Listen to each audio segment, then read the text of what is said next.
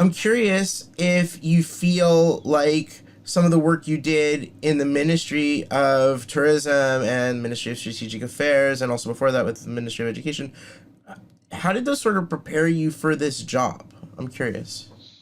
So I'd answer it at two different levels. One, I think in the practice of the level, even though the title is different, it's very similar. When you look at the structure of a minister's, sort of the way the cabinet, his office or her office is filled, there's a chief of staff and there are advisors. So there I was as an advisor, a senior advisor, but I wasn't the chief of staff function. But I worked very closely with the chief of staff. I saw how things are done. And had I not made the shift to private, that could have also been the next step within government for me.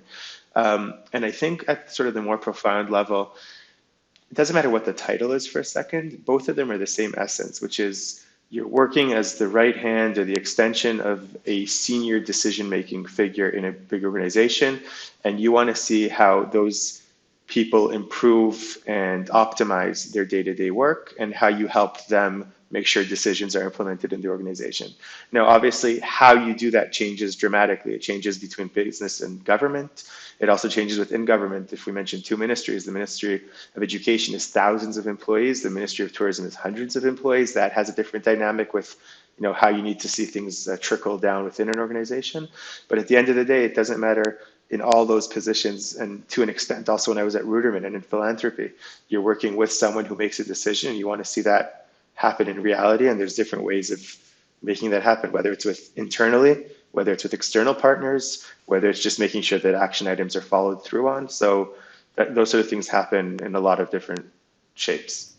Okay, so it sounds to me like the position of chief of staff, or even the advisory positions that you had in the ministries, was very much one of almost being a continuing that work of being an agent or a shaliach. You're working in agency for for the CEO. You're working in agency for the minister, outwardly and also inwardly.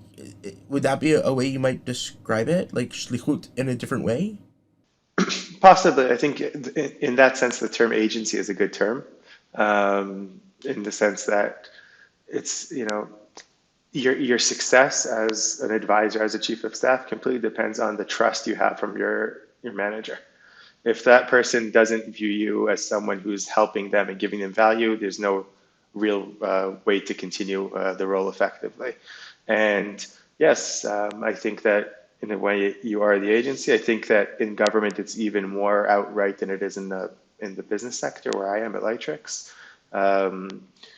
But it's an interesting sort of analogy I need to think about a little bit more because I hadn't really thought of it in those terms yet.